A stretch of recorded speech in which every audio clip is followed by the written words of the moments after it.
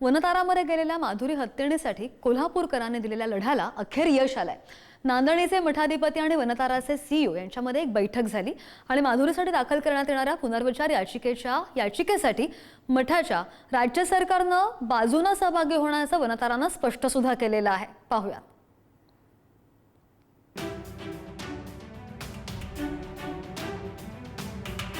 वनदारात असलेली माधुरी हत्तीन पुन्हा कोल्हापुरात परतण्याची शक्यता आहे। नांदणी मठात माधुरीला पाठवण्यासाठी खुद्द वनतारानेच आता पुढाकार घेतलाय। वनताराचे सीईओ यांनी आधी मुंबईत मुख्यमंत्री देवेंद्र फडणवीसांची भेट घेतली, त्यानंतर नांदणी मठात धाव घेत स्वामींची भेट घेत आपली भूमिका मांडली।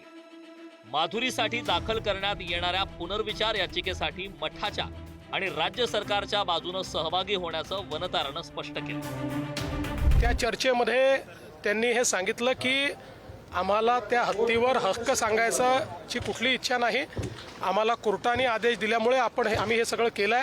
मग मी त्यांना सांगितलं की मग असं असेल तर तुम्हीही आमच्यासोबत सुप्रीम कोर्टात जॉईन झालं पाहिजे आणि आपण जॉईंटली सुप्रीम कोर्टाला विनंती करू की हा हत्ती म्हणजे माधुरी त्याला तिथेच आपल्या कोल्हापूरमध्ये नांदणी मठ जे आहे त्याच्या परिसरामध्ये तिथेच आपण एक रेस्क्यू सेंटर तयार करू। अजूनही आमचं ठाम मत आहे की आमच्या माधुरीला काहीही झालेलं नाही, ती अत्यंत सुदृढ आहे। पण तरीसुद्धा जर वनताराला असं वाटत असेल की अजून तिच्यावर उपचार व्हायला पाहिजेत तर अगदी वनताराच्याच देखरेखीखाली नांदणी मठामध्ये माधुरीला आणावं आणि त्यांच्या देखरेखीखाली त्यांनी उपचार करावेत। माधुरीचं कोल्हापूरकरांसाठी असलेलं धार्मिक आणि सांस्कृतिक महत्त्व याची वनतारानं नोंद घेतली। वनतारानं अधिकृत निवेदन जाहीर करत माधुरीला परत पाठवण्याची तयारी दर्शवली। जाणून बुजून किंवा अजाणतेपणे आमचे विचार, शब्द किंवा कृतीने कोल्हापूरकरांना दुखावले असेल तर क्षमा करा, असं वनतारानं म्हटलं। फक्त मठाचे नेते आणि लोकांच्या भावनांची पूर्ण जाणीव आणि कदर आम्ही करतो। माधुरीला हलवण्याचा निर्णय न्यायालयाने त्यांच्या अधिकारात घेतला होता। वनताराची भूमिका केवळ माधुरीची देखभाल करणे किंवा तिला पशुवैद्यकीय सहाय्य पुरवणे आणि तिच्या निवासाची व्यवस्था करणे अशीच होती। वनताराने कोणत्याही टप्प्यावर माधुरीचे स्थलांतर करण्याची शिफारस केली नाही। धार्मिक प्रथा किंवा भावनांमध्ये हस्तक्षेप करण्याचा वनताराचा कोणताही हेतू नव्हता। कायदेशीर वर्तन, प्राण्यांची जबाबदारीनं काळजी घेणे आणि सामुदायिक सहकार्य यासाठी आम्ही वचनबद्ध आहोत। माधुरीला कोल्हापूरला परत आणण्यासाठी मठ आणि महाराष्ट्र सरकार यांनी सर्वोच्च न्यायालयासमोर केलेल्या कायदेशीर अर्जास वनतारा पूर्ण पाठिंबा देईल।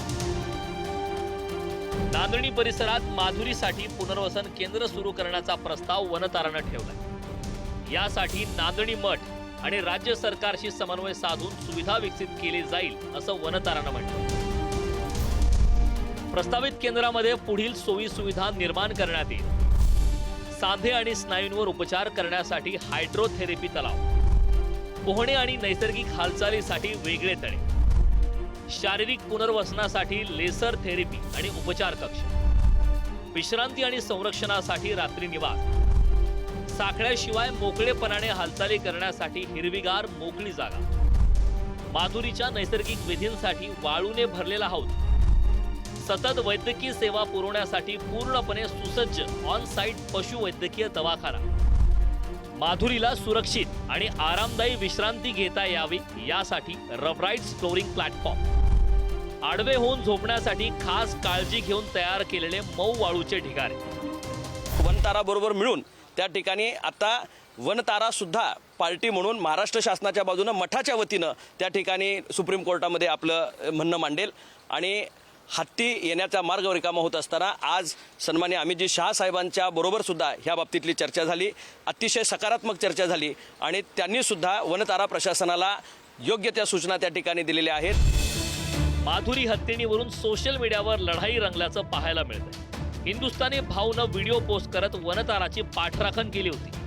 आता यावरून संतापलेल्या कोल्हापूरकरांनी हिंदुस्थानी भाऊचा चांगला समाचार घेतला। एक बेजुबान को ना बोल नहीं सकता है बेजुबान, उसके पैरों में तकलीफ, उसको तो वो यूज कर रहे थे जैसा अपन घोड़ा भाड़े पे देते, समझा, गाड़ी भाड़े पे देते। बहुत जन बोलेंगे साला इसका अनंत अंबानी ने पैसा दिया, इसका आदमी है तुम्हारी समझा. जिधर गलत है उधर गलत बोलता है मैं. हिंदुस्थानी भाऊचा मी आता व्हिडिओ बघितला. तो म्हणते की तुम्ही माधुरीला सांभाळायला सक्षम नाही. गेले 35 वर्ष तिला आम्ही सांभाळतोय. नांदीकर तिला 35 वर्ष सांभाळतात आणि तो आता येऊन म्हणतोय सांभाळू शकत नाही तिला. हा अरे किती पैसे घेतलायस तू. आता जर तुला मुद्दाम मांडायचा की नाही तर मुद्दाम मांड रे. शिव्या द्यायची गरज नाही ना. आता शिव्या यायला खरं आम्ही देऊ शकत नाही असलं काल ना देऊ शकतोय आम्ही कारण विषय नाही आहे शिव्या देण्याचा. हिंदुस्थान भाऊ एवढ्या शिवाय देतोय. अरे कोल्हापूर मधल्यांच्या शिवाय गेलास की नाही तुला झेपणार नाही बा. 5वीला पुजले तिथे शिव्या आणि तू काय शिवाय द्याला आणि काय ते स्टेटमेंट वगैरे आणून दाखवा लागलायस. एवढी सगळी रिसर्च करायला लागलायस. अरे किती पैसे मिळालेत काय रे विषय. अरे ती रिसर्च सगळी त्यांनीच पाठवल्या रे. अंबानीनं पाठवलं त्याला. मग ती बघून ते सांगायला माझा काय मर्दा बोलतोय. तुला एवढं चांगलं म्हणत होतो हिंदुस्थान भाऊ. आम्ही पण हिंदूसाठी काम करतोय रे. खरं असं काय करत नाही आम्ही.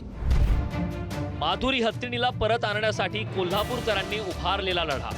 राज्य सरकारसह नांदणी मठानं पुनर्विचार याचिका दाखल करण्याचा घेतलेला निर्णय आणि आता वनतारानं घेतलेली सकारात्मक भूमिका. यावेळी माधुरी हत्तीन पुन्हा कोल्हापुरात परतणार अशी आशा आता निर्माण झाली. मात्र त्यासाठी कोल्हापूरकरांनी आपला बाणा कायम ठेवला पाहिजे.